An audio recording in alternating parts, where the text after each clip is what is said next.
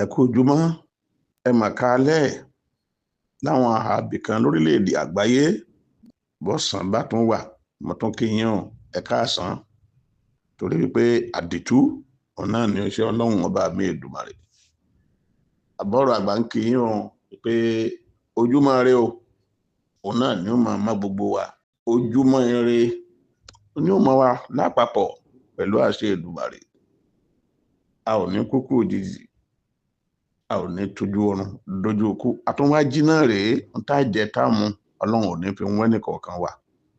Tó ẹni ó bá rí jẹ dáadáa lásìkò yìí kó yin náà lógo, kó dúpẹ́ lọ́wọ́ Elédùmarè, kó sì ṣàánú fẹ́ni tí ò bá ní bí tágbára rẹ bá mọ. Má ṣàgbára kọjá bí tágbára rẹ ò dé, torí pé nígbà míì máa ń wà oore ó ṣe dùn tó àtúmọ̀ níwọ̀n. Yorùbá náà ló sọ bẹ́ẹ̀. Bàbá ọ̀rọ̀ àgbà tún kalẹ̀ sórí ètò bí ẹ ṣe máa ń gbọ́. Tòwúrọ̀ yìí tún máa yàtọ̀. Gbogbo ìgbà tẹ́ bá dẹ̀ ń gbọ́, ẹ kàn máa tẹ̀lé mi díẹ̀díẹ̀ ẹ jọ̀ọ́ pẹ̀lú làákàyè tọ́lọ́run ọba mi fún yín wípé òótọ́ mà ni. Ṣé wòlíì Ọlọ́run ni bàbá yìí ni àbí bó wòlíì lẹ́yìn náà? Wòlíì Ọlọ́run ni gbogbo wa. Bí Ọlọ́run ní ká tún gbé gbàré bẹ́ẹ̀ bá ń gbọ́, á wúlò fún yín. Ìmọ̀ràn ńlá ni náà là pépè ní ọ̀rọ̀ àgbà. Ẹ jẹ́ báyìí sọ̀rọ̀ lórí àdéhùn. Àdéhùn Ọlọ́run ní yẹ̀ o, àdéhùn ọmọ èèyàn a sì máa yẹ̀, tó jẹ́ pé tó bá yẹ̀ gidi gan ẹ̀rù á máa bè ènìyàn. Àdéhùn wa máa yẹ̀ o. Kí wọ́n á làdéhùn. Àdéhùn náà ni ẹni tó ṣàdéhùn bóyá ẹ ṣe lóore tó sì fi ibi san fún yín. Àdéhùn onítẹ̀bí tará àbí ọ̀rẹ́, bóyá nìkan sùn nínú Olúwa, àbúrò bá dé ló ní má wọ̀rí, kò sí problem, òun ó gbé, ẹ mọ́ kíá, ara àdéhùn kan nìyẹn. Má gbẹ́kẹ̀lé o, má dára dé ènìyàn. Ènìyàn ló burú jù láyé. Ènìyàn ò ṣe gbẹ́kẹ̀lé. Gbọ́ntọ́rọ̀ Ọlọ́run ọba wí. Ó ní ègbé ni fún ẹnikẹ́ni tó fi ẹlẹ́ran ara ṣe ìgbẹ́kẹ̀lé rẹ̀. Tí ẹ gbọ́, bàbá lọ gbẹ́kẹ̀lé èèyàn tó dijọ́ kejì tàbí jọ́ kẹta tọ́lọ́run ní kó wá ṣe mí ńkọ́. Ṣùgbọ́n tó bá gbẹ́kẹ̀lé Ọlọ́run ọba kò sí wàhálà. Má ládé ń pẹ̀lú èèyàn. Ọmọbìnrin tó ń fẹ́ tó promise rẹ̀ wípé àforí àforùn àbí tó bá fẹ́ kódà ẹ tó lè múlẹ̀ tó dọjọ́ iwájú tó kọ sílẹ̀. At the end of the day, ò dọ́dọ̀ rẹ̀ mọ́ láì nídìí kan pàtàkì àbí kọkàn wá ẹ̀sùn kan sí lọ́rùn. Ayé tó burú débi pé ẹ tún lè rọrẹ̀ rán ọkùnrin míì sí.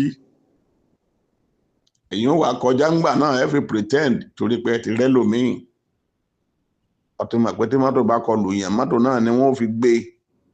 Àmọ́ àwọn àdéhùn tó lágbára má ṣe torí pé ọmọ tó gbé yẹn ọmọrú ọmọ tí í ṣe o. Àwọn alágbára ọmọbìnrin kúnlé ayé, ọmọbìnrin sì kúnlé agbára ọmọbìnrin tó kúnlé ayé ọ̀kan jù kan lọ o. Obìnrin ò kì í ṣẹ́gbẹ́ ọkùnrin o, à ń gorí wọn ni o.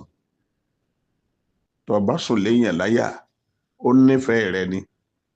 Ọwọ́ aládépọ̀ fẹ́ fún lówó, kódà kọ́kọ́ lé fún ara gbígbàdúrà rẹ ni o.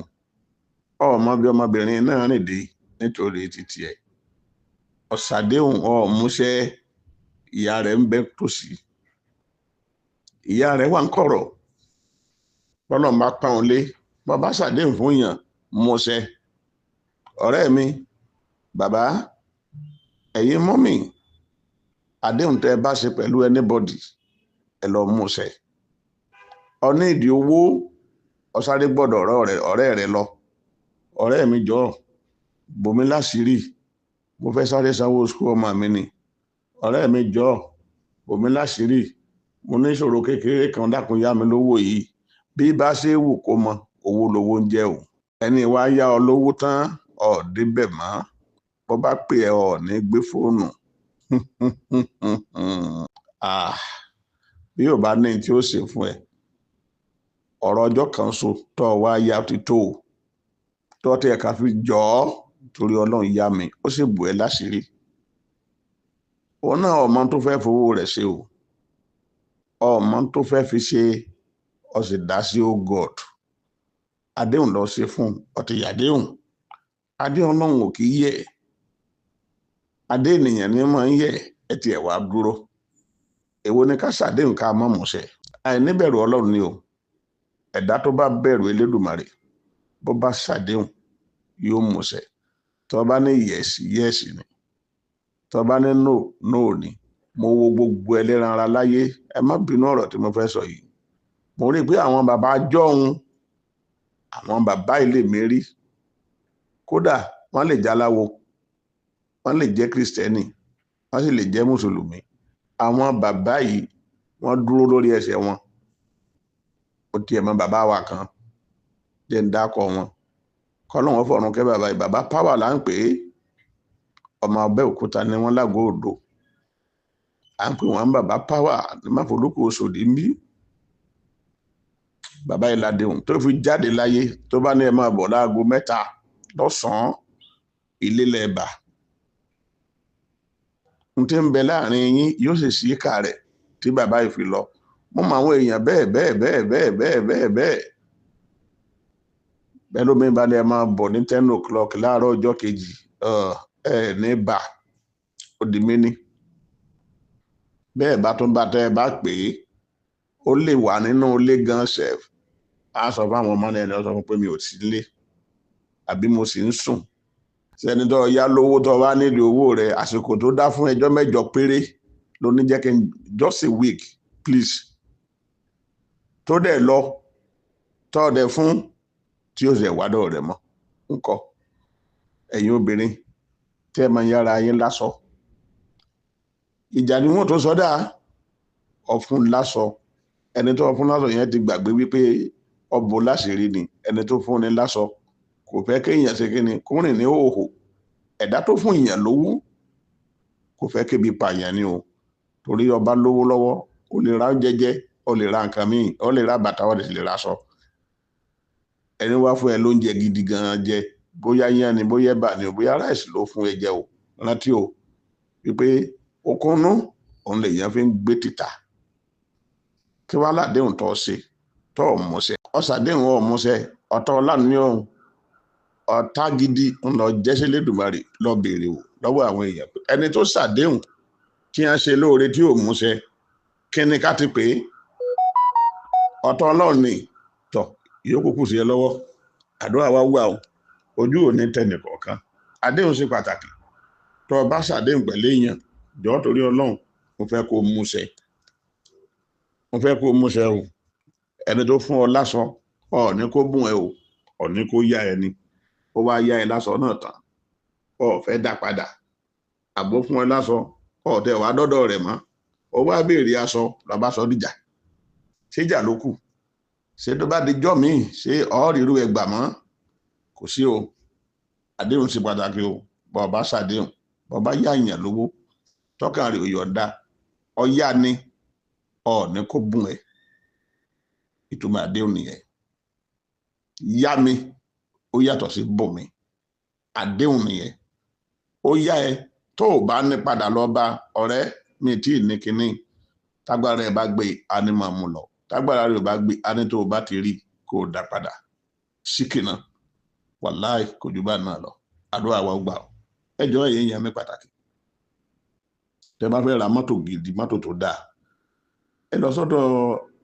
Adékànbí Auto tí wọ́n wà ní kìlómítà 19 Agége Motor Road ilé Sikh bus stop Lagos nílùú Èkó ń bí tẹlifóònù wọn ní 08037373538 lẹ́ẹ̀kan sí 08037373538 tàbí 07055018680 Adékànbí Motors Adékànbí Autos wọ́n ta mọ́tò gidi tó pójú owó kódà bó ṣe lè tẹ́ fẹ́ máa fi ṣe Uber bó ṣe lè tẹ́ fẹ́ máa fi kó àwọn èrò ó ṣe mọ́tò ayọ́kẹ́lẹ́ tẹ́ ẹ máa gbé káàkiri, ẹ kà sí wọn Adékànbí MM Autos. Pẹ̀lú ògo Ọlọ́run ẹ rí mọ́tò gidi rà lọ́dọ̀ wọn. Lẹ́ẹ̀ka sí wọn wà ní kìlómítà 19 Agége Motor Road, Ilé-Ìsìk bus stop, ìlú Èkó. Òun náà ni wọ́n kalẹ̀ sí. Yóò dára, kò ní bàjẹ́. Ẹ̀yin náà bá fẹ́, kò sí wàhálà. Káwọn náà bá ń gbé lárugẹ báyìí, àbá yín gbé. Ẹ kà sí bàbá ọ̀rọ̀ àgbà Adémọ́lá ọmọ Àbánkọ́rẹ́ lórí 08060974167. Once more, 08060974167. God bless you all. Ẹ ṣé bẹ́ẹ̀ ṣe ń gbọ́ bàbá ọ̀rọ̀ àgbà. Ojú òní tì yín o pẹ̀lú ògo Ọlọ́run.